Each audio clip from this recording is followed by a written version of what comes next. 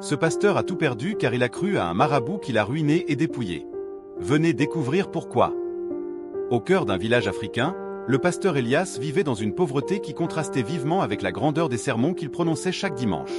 Son église, faite de boue séchée et de tôle rouillée, peinait à retenir plus de quelques âmes fidèles. Elias rêvait de notoriété, de puissance, d'une congrégation immense qui remplirait une cathédrale somptueuse. Cette ambition dévorante, nourrie par l'envie de ses confrères plus prospères, rongeait son âme. Un soir de désespoir, la tentation frappa à sa porte. Une rumeur persistante parlait d'un marabout redoutable, Maître Jabari, dont les pouvoirs étaient dits inégalables.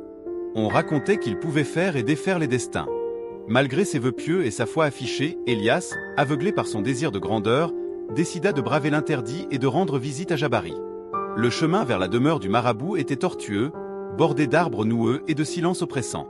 Arrivé, Elias découvrit une cour ombragée, jonchée d'amulettes et d'ossements, et maisons somptueuses et brillantes. Jabari, un homme aux yeux perçants et au sourire énigmatique, l'accueillit sans un mot. Elias, le cœur battant, expliqua sa requête. Il voulait la puissance, la reconnaissance, même si cela devait passer par le mal.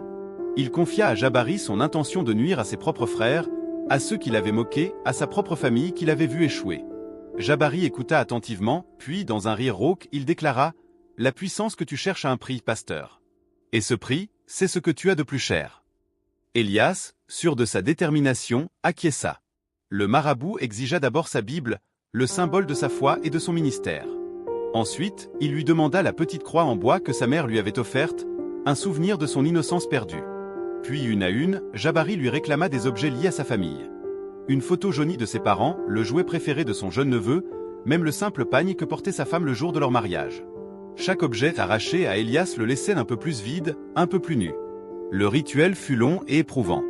À l'aube, épuisé et dépouillé de tout ce qui lui était cher, Elias quitta la demeure de Jabari.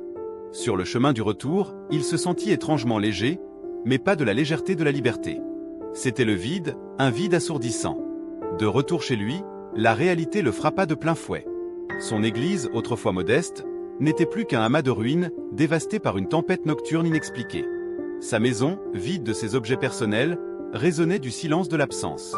Sa famille, celle qu'il avait voulu trahir, l'avait quitté, incapable de supporter son obsession grandissante pour la richesse et le pouvoir. Les visages qu'il avait vus dans son délire de grandeur avaient disparu, emportant avec eux toute lueur d'espoir.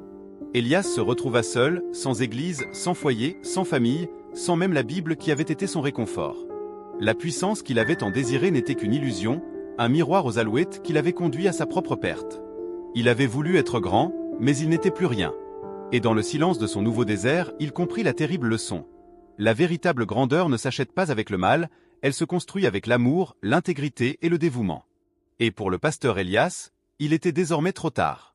Cette histoire explore les thèmes de l'ambition démesurée, de la tentation et des conséquences destructrices de la soif de pouvoir. Elle souligne également l'importance de la famille et de la foi authentique par rapport au désir matérialiste. Y a-t-il un aspect de cette histoire que vous aimeriez approfondir ?